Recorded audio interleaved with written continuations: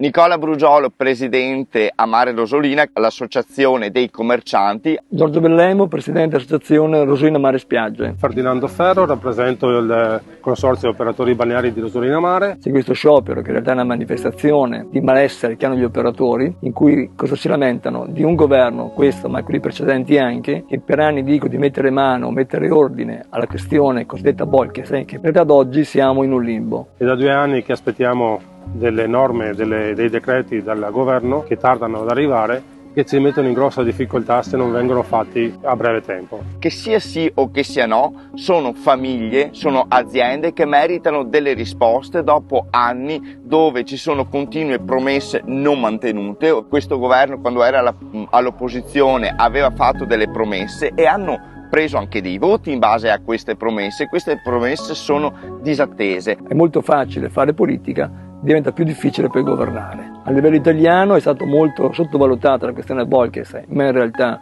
più che la Bolkestein è un riferimento, è un articolo 42 del Trattato di funzionamento dell'Unione Europea che prevede poi la messa a gara di tutte queste concessioni. Noi non siamo ovviamente contrari alla messa a gara, ci mancherebbe altro. Sappiamo benissimo che il bene pubblico non è nostro, noi lo dobbiamo gestire, lo dobbiamo gestire al meglio. E quello che poi gli operatori balneari in Italia l'hanno dimostrato, perché abbiamo un sistema turistico balneare che non ha uguali. Quindi questo problema di incertezza che riguarda le spiagge italiane non è solo una cosa che nasce e finisce qui, ma ci sono anche tutte quelle imprese che producono lettini, che producono ombrelloni, che producono servizi per ciò che è il mondo balneare attrezzato, che in questo momento sono ferme. Quindi veramente chiediamo al governo che devono dare delle risposte. Erano previste altre 2 date di manifestazione, sono state revocate perché sembra che il governo abbia pronto un provvedimento che va nella direzione non certamente di negare l'applicazione della Bolkestein, non lo può fare anche se l'ha promesso, ma di riconoscere quantomeno agli operatori un indennizzo. Cioè noi abbiamo un'azienda che è nostra, è vero, costituita sul terreno dello Stato, ma l'azienda è nostra, quindi beni materiali e siamo immateriali, e questi hanno bisogno di avere un valore.